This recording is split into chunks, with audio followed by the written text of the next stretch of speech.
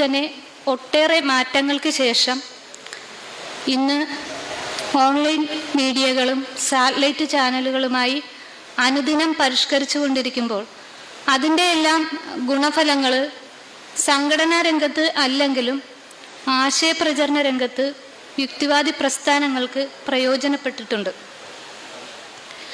ഇന്ന് യുക്തിവാദികൾക്ക് സാറ്റലൈറ്റ് ചാനലുകളൊന്നും ഇല്ലെങ്കിലും ധാരാളം യൂട്യൂബ് ചാനലുകളും വെബ്സൈറ്റുകളും മലയാളത്തിലും ഇംഗ്ലീഷിലുമൊക്കെ കേരളത്തിലുണ്ട്. എന്നാൽ അതിനേക്കാളേറെ പ്രിൻ്റഡ് മാധ്യമങ്ങളും ഓൺലൈൻ മാധ്യമങ്ങളും ഡിജിറ്റൽ സാങ്കേതിക വിദ്യകളുമെല്ലാം ഭക്തിവാദികൾ പ്രയോജനപ്പെടുത്തുന്നുണ്ട്. അപ്പോൾ ഇന്നലെ തന്നെ എൻ്റെ നാടായ അർത്തുങ്കലിൽ ഒരു ഗംഭീര റാലി നടന്നു. കൃപാസനം മാതാവിൻ്റെ ജപമാല റാലി. കൃപാസന ഭക്തർ അവകാശപ്പെടുന്നത് 5 ലക്ഷം പേര് പങ്കെടുത്തെന്നാണ്. ചിലപ്പോൾ 1-2 ലക്ഷം പേരൊക്കെ പങ്കെടുത്ത് കാണുമായിരിക്കും.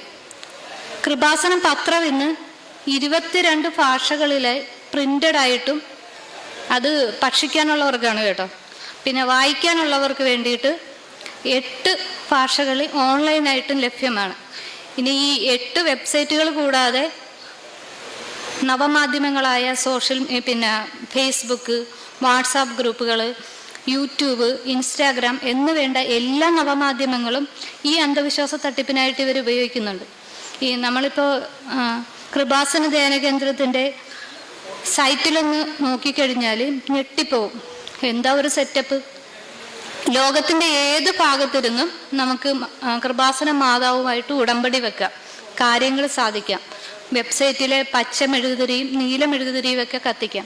അവരുടെ ഹോം പേജിൽ പോയിട്ട് അവർ പറയുന്ന ഫോമൊക്കെ ഫില്ല് ചെയ്ത് കൊടുത്താൽ മതി. അപ്പം ഞാൻ അതിൻ്റെ ഡീറ്റെയിൽസ് ആയിട്ടൊന്നും പറയുന്നില്ല, നമുക്ക് ടൈമില്ലല്ലോ.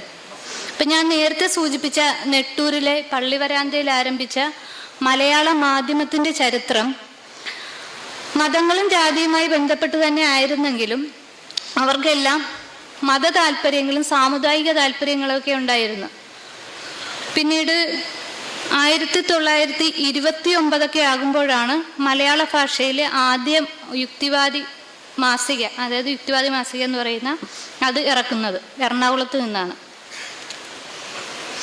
അതായത് മലയാളത്തിൽ മാധ്യമ പ്രവർത്തനം ആരംഭിച്ച് 82 വർഷങ്ങൾക്ക് ശേഷമാണ് മലയാളത്തിൽ ഒരു യുക്തിവാദ നിരീശ്വരവാദ പ്രസിദ്ധീകരണം ഉണ്ടാകുന്നത്.